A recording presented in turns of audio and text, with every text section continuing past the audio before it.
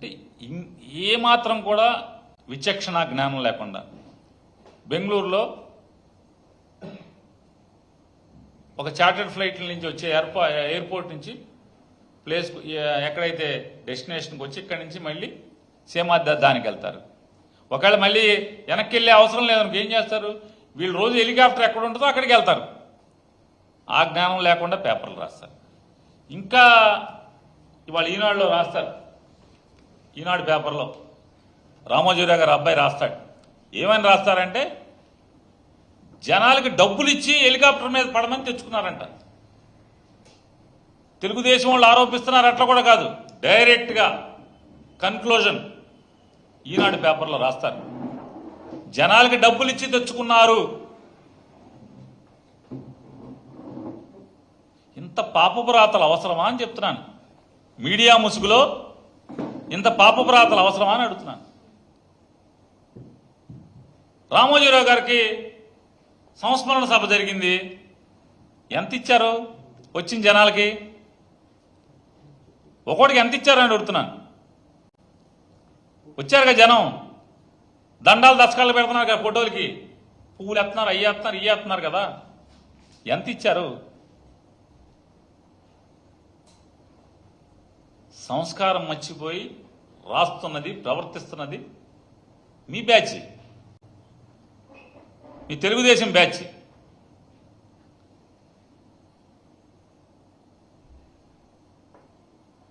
జగన్మోహన్ రెడ్డి గారికి సినిమా యాక్టర్ల కంటే కూడా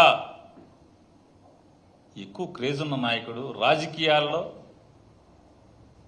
ఇవాళ రాజకీయాల్లో పగోడికి కూడా రాని దౌర్భాగ్య స్థితి తెలుగుదేశం వాళ్ళకి వచ్చింది. అధికారం మీ దగ్గర ఉంది, జనమేమో జగన్ దగ్గర ఉన్నారని ఏడుపు తప్పితే, అధికారం మీ దగ్గర ఉన్నా కూడా జనం లేరు, జగన్ దగ్గర ఉన్నారని ఏడుపు తప్పితే వేరే ఏముందంటనా? డీజీసీఏ దగ్గరికి వెళ్తే మొత్తం వాళ్ళ హెలికాప్టర్ బతుకంతా వస్తుంది కదా. హెలికాప్టర్ ఏంటి, ఎక్కడి నుంచి వచ్చింది, ఎక్కడికి వెళ్ళింది, నిజంగా విండ్షీల్డ్ బద్దలైందా, బద్దలలేదా, ఆ శాఖ మీ చేతిలో పెట్టుకుని కూడా ఈ దిక్కుమాలిన ఏడుపులు ఈ పార్టీ వాళ్ళే. ఈ మొత్తాన్ని వక్రీకరించడానికి ఎంత ఈ తప్పుడు ప్రేరేపణలు. అసలు విషయం ఏంటి? ఈ రాష్ట్రానికి ముఖ్యమంత్రి చేసినటువంటి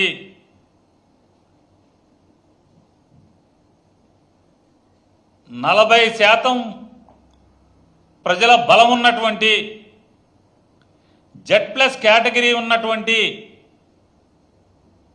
ఒక రాజకీయ నాయకుడు, వైఎస్ఆర్ కాంగ్రెస్ పార్టీ అధ్యక్షుడు ప్రజల్లోకి వస్తున్నప్పుడు మీరు జగన్మోహన్ రెడ్డి గారి అంటే ఒక మర్యాదగా తమ ప్రత్యర్థిని, ప్రజానాయకుడు అనేటువంటి తమ ప్రత్యర్థిని ఆయన ప్రాణాలని కాపాడాల్సి లేదా రక్షించడానికి కావలసినటువంటి బాధ్యత ప్రభుత్వం మీ చేతిలో ఉంది కాబట్టి మిమ్మల్ని నిలదీస్తున్నాం, ప్రశ్నిస్తున్నాం. ఇవాళ ఈ రకంగా ఉంటే ఇది భద్రతా వైఫల్యమా కాదా? రెక్కలు తిరుగుతుంటే ఈ రకంగా జగన్మోహన్ రెడ్డి గారి అభిమానులు ఈ రకంగా రావటం, కంట్రోల్ చేయకుండా వదిలేయటం ప్రభుత్వ వైఫల్యమా కాదా? లేదా డ్రామాలా? ఇది ఎవరి డ్రామాలు? మీ డ్రామాలా, మా డ్రామాలా?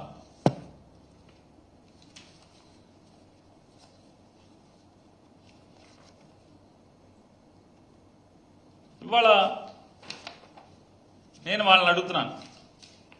ఇవాళ జగన్మోహన్ రెడ్డి గారు అపోజిషన్లో ఉన్నాడు అని మీ ఇష్టం వచ్చినట్టు మాట్లాడుతున్నారు కదా, అదని ఇదని.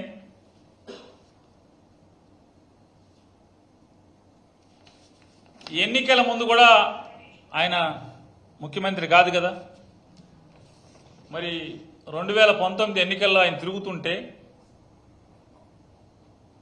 విపక్ష నాయకుడే కదా, మరి విపక్ష నాయకుడు ఎన్నికల్లో తిరుగుతుంటే పోలీసు ఇంత కట్టుదిట్టం ఎందుకు చేసింది? ఎందుకు చేసిందంటే ఆ రోజు వ్యవస్థలు ఎన్నికల కమిషన్ చేతిలో ఉన్నాయి కాబట్టి. అదే మీ చేతిలో ఉంటే ఎన్నికల ముందు ఏదో చేద్దామని ప్రయత్నం చేసేవాళ్ళు.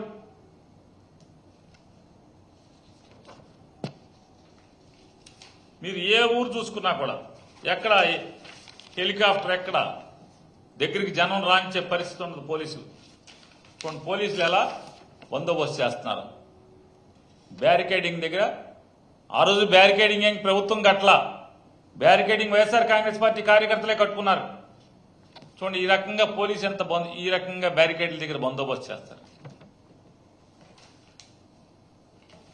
ఈ రకమైనటువంటి ఏర్పాట్లు అప్పుడు జరిగే పరిస్థితి అయితే మరి ఈ వ్యత్యాసాన్ని మనం ఎందుకు అవాళ జగన్మోహన్ రెడ్డి గారు ఆ రోజు కూడా ముఖ్యమంత్రిగా కాకపోయినప్పటికి కూడా పోలీసు ఎందుకు అంత కట్టుదిట్టంగా ఉంది? జగన్మోహన్ రెడ్డి గారి భద్రతకి ఎందుకు అంత విలువిచ్చిందంటే ఆ రోజు మీ దిక్కుమాలిన ప్రభుత్వం యొక్క చేతుల్ని ఎన్నికల కమిషన్ కట్టేసి అట్టు పెట్టింది కాబట్టి. అది ఇవాళ ఎన్నికల కమిషన్ లేదు కాబట్టి మీ విచ్చలవిడితనం, మీ అధికార మదంతో వ్యవస్థలను నిర్వీర్యం చేస్తున్నారు కాబట్టి ఈ రకమైనటువంటి దౌర్భాగ్య స్థితులు ఈ రాష్ట్రంలో నెలకొన్నాయి అనే విషయం ప్రజలు గమనిస్తున్నారని తెలుసుకోమని చెప్తూ